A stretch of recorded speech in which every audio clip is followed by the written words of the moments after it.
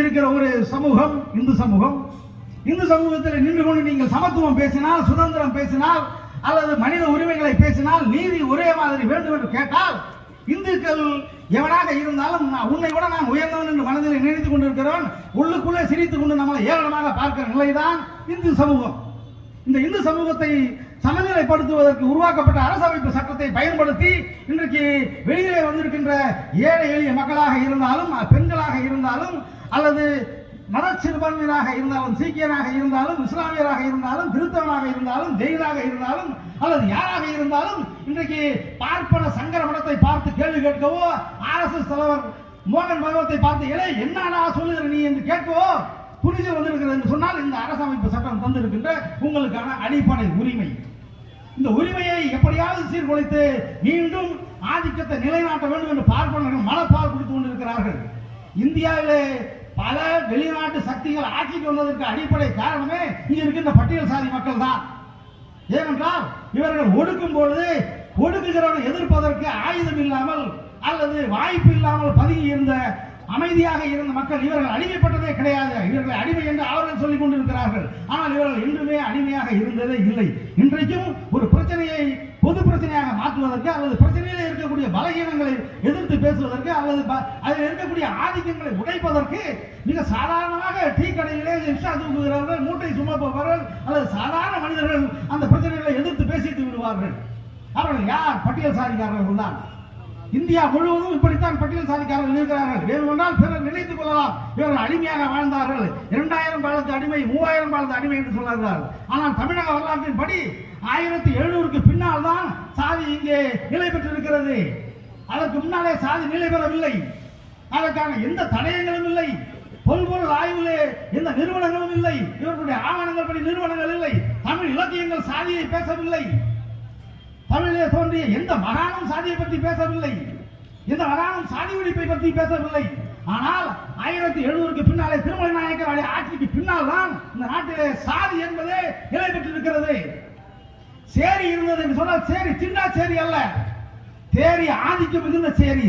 சேரிக்கு பார்ப்பான் பிறந்தால் அவனை செருப்பாலை விளக்கமாத்தாலை அடித்து அவன் வந்து போனதற்கு பிறகு சாதிப்பாலை ஊட்டுகிற ஒரு வழக்கம் சேரிகளில் இருந்தது என்று புரட்சியாளர் அம்பேத்கர் அவர்கள் தன்னுடைய வாழ்க்கையிலே பதிவு செய்திருக்கிறார். இப்படி புரட்சிகரமாக வீரர்களாக எதிர் புரட்சியாளர்களாக பிரச்சனைகளை கையாளுவதிலே வேகமிக்கவர்களாக வாழ்ந்த ஒரு சமூகத்தை அடிமை அடிமை அடிமை என்று சொல்லி உரிமை அளிக்கப்படுகிறது. ஏதோ கண்ணை மூடிக்கொண்டு ஆதிக்கம் செலுத்தினால் இவர்கள் அடங்கி விடுவார்கள் என்று மனப்பால் குடித்தவர்களுக்கு தந்தை பெரியாருக்கு பின்னாலே நின்றது யார்? இன்னும் சொல்ல போனால் கருணாநிதியையே முதலமைச்சர் ஆக்கியது சத்தியவாணி முத்து என்கின்ற ஒரு வரலாறு இருக்கிறது என்பதையும் யாரும் மறந்து விடாதீர்கள். கலைஞருக்கு வாய்ப்பு எப்படி எம்ஜிஆர் எதிர்த்து கிடைத்தது?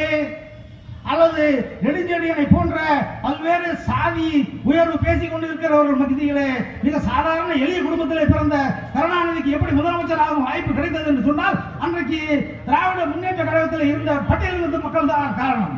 அதற்கு பட்டியலிருந்த தலைவர்கள் தான் காரணம். அதற்கு சொல்லக்கூடிய தலைவர் என்று சொன்னால் இளம்பருதியினுடைய அப்பா பருதி இளம்பருதியாக இருக்கலாம் அல்லது அம்மையார் சத்தியவாணி முத்தாக இருக்கலாம். வேறு யாரும் இவர்களை முதலமைச்சராக்கவில்லை. இன்றைக்கும் மொழிவெறி பேசுகிறார்கள், சாதி வெறி பேசுகிறார்கள். கலைஞர் குடும்பத்தையோ அல்லது கலைஞருடைய வாரிசுகளையோ இவர்களால் எதிர்கொள்ள முடியவில்லை. இவர்கள் போனால் மீண்டும் இவர்கள் சாதியை பற்றி தான் பேசுகிறார். சீமான் வரை நாம் நாடான் என்பதை காட்டுவதிலே தெளிவாகத்தான் இருக்கிறார். அவன் தன்னுடைய சாதியை தூக்கி பிடிக்கும் பொழுது அவனை எதிர்ப்பதற்கு யார் வருவார்? பட்டியல் சாதி தான் வரும். பட்டியல் சாதியை எப்படி எதிர்ப்போம்? படிப்படியாக எதிர்ப்போம், ஜனநாயக ரீதியாக எதிர்ப்போம். உன்னுடைய தலைமையை நிறுவதற்கு முன்னாலே உன்னை உடைத்து விடுவோம் என்பதுதான் வரலாறு. இங்கே பல தலைவர்கள் அதுபோல் வீழ்ந்திருக்கிறார்கள். தலைவர் வைகோவாக இருந்தாலும் அல்லது அதற்கு பின்னாலே வந்த கிருஷ்ணசாமியாக இருந்தாலும் அல்லது ஜான் பாண்டியனாக இருந்தாலும் ஏன் திருமாவளவனை போல தன்னுடைய தலைமையை நிலைநிறுத்திக் கொள்ள முடியவில்லை என்று சொன்னால் அவர்கள் இருக்கிற அந்த சாதிதான், சாதி பற்று, வெறுப்பு பிரச்சாரம் என்றைக்கும் உன்னை வீழ்த்தும், உன்னுடைய தலைமையை ஆளுமையில வைத்திருக்காது என்பதற்கு தலைவர் திருமாவளவன் அவர்கள் மிகப்பெரிய எடுத்துக்காட்டு.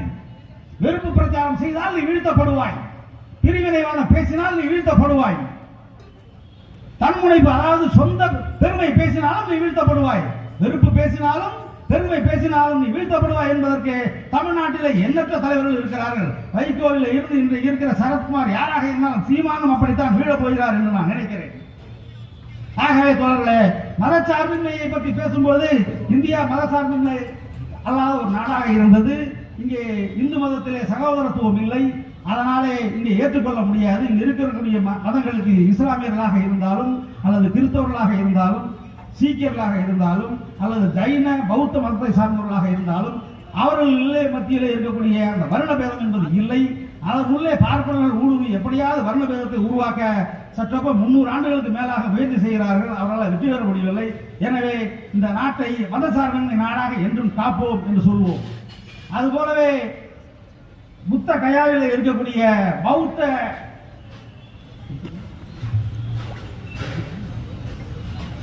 கயா அந்த ஆதிக்கத்தை அல்லது அந்த அதிகாரத்தை பார்ப்பனர்கள், அதாவது எப்படி வக்போர்டிலே இன்றைக்கு சட்ட திருத்தம் கொண்டு வந்து அதில் இந்துக்களையும் உறுப்பினர் ஆக்கலாம் என்று நினைக்கிறார்களோ, அது போலவே பௌத்த மடாலய அதாவது புத்த கயாவில் இருக்கக்கூடிய அறக்கட்டளையிலே பார்ப்பனர்கள் உள்ளே புகுந்து கொண்டு அங்கே இருக்கக்கூடிய பௌத்தர்களுக்கான உரிமைகளை மறுக்கிறார்கள். எனவே அதை பௌத்தர்களிடம் ஒப்படைக்க வேண்டும் என்று கடந்த பல மாதங்களாக அங்கே இருக்கக்கூடிய புத்த துறவிகள் உண்ணாவிரதம் இருக்கிறார்கள். அதன் அடிப்படையிலே அதை ஒரு சமதர்மம் உள்ள அவர்களிடத்தில் ஒப்படைக்க வேண்டும் என்று அந்த மாநாட்டில் ஒரு தீர்மானம் வந்தது. அதுபோலவே சிஏயாக இருந்தாலும் அல்லது நம்முடைய common civil code, uniform civil code போன்றவைகளாக இருந்தாலும் விடுதலை சிறுத்தைகள் கட்சி கடுமையாக எதிர்க்கிறது. அதை கொண்டு வரக்கூடாது. அதுபோலவே இடஒதுக்கீடு என்பதை கிறிஸ்தவர்களுக்காக இருந்தாலும் இஸ்லாமியர்களுக்காக இருந்தாலும் தலித் மக்கள் மாறி இருந்தாலோ அல்லது இஸ்லாமியருக்கு மாறி இருக்கக்கூடிய கிறிஸ்தவர்களுக்கோ தலித்துகளுக்கு எல்லா இடங்களிலும் இடஒதுக்கீடு தர வேண்டும் என்றும் அந்த மத சார்பின் பேரணியிலே ஒரு தீர்மானம் நிறைவேற்றப்பட்டிருக்கிறது. எனவே இவைகளை எல்லாம் ஆதரித்து என்றென்றும் விடுதலை சிறுத்தைகள் களமாடுவோம். இங்கு வந்திருக்கின்ற அத்தனை பேருக்கு மீண்டும் நன்றி கூறி